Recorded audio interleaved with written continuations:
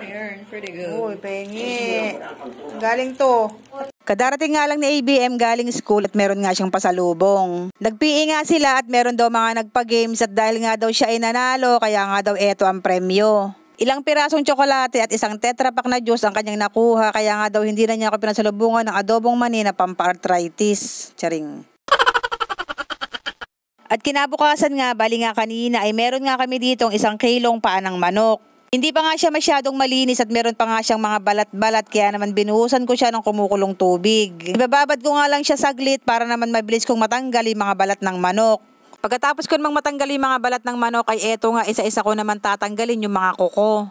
At alam nyo ba dati na kapag nagluluto ako niyan, pag tinatanong ako ng mga anak ko kung ano daw ang aming ulam, sinasagot ko nga sa kanila ay adobong kuko. Kaya nga siguro hindi ko makakain si criminology at saka si grade 7 na yan kasi nga bakit nga naman daw uulamin ay kuko. Paborito ko nga yan pati na nga ng aking asawa dahil bukod nga sa masarap na ay masustansya pa at mayaman pa nga sa collagen. At marami nga akong kilala dito na mahilig nga sa mga paa ng manok at talaga namang banggaganda ng mga kutis. Ay bukod tangi nga lang ang asawa ko na favorite iyan pero hindi naman gumanda ang kutis. Charing. Pagkatapos ko naman siyang matanggalan ng kuko ay eto nga nilalagyan ko nga ng konting baak sa may gitna para naman madali siyang lumambot. Nung okay na nga ang paa ng manok at makapaghiwa na nga ng mga ricado ay inumpisan ko na nga magprito nitong tokwa. At para lang din naman yung katniel nagsasawa din. Katulad ngayon, dapat Munggo de Biyernes kami pero dahil sawang-sawa na nga kami sa kamumunggo, tuwing araw ng Biyernes ay ibahin naman namin ang luto sa paa ng manok. At para lang din naman yung adobo, ito nga lang ay merong tokwa at saka nga tausi. At nung okay na nga ang tokwa at may prito na nga, inumpisa na nga maggisa ng bawang, sibuyas, pati na nga ng kamatis. Sinunod na nga ilagay itong tausi, pati na nga itong paa ng manok.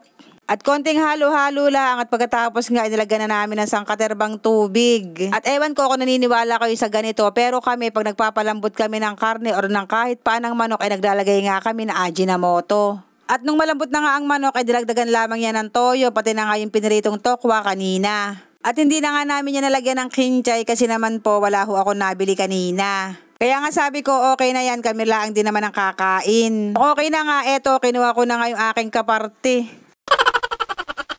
At bago pa lang talaga ako magsisimulang kumain, eto meron na nga nauna sa aking upuan. Yan nga ang isa sa aking mga bunso at hindi ko na nga yan kinukulong kasi nga inaaway nga ni Bamba. At habang kumakain nga ako dyan, sinusubuan ko nga rin yan. Ikain na po, thank you Lord sa araw-araw na blessings. Yun lang, salamat.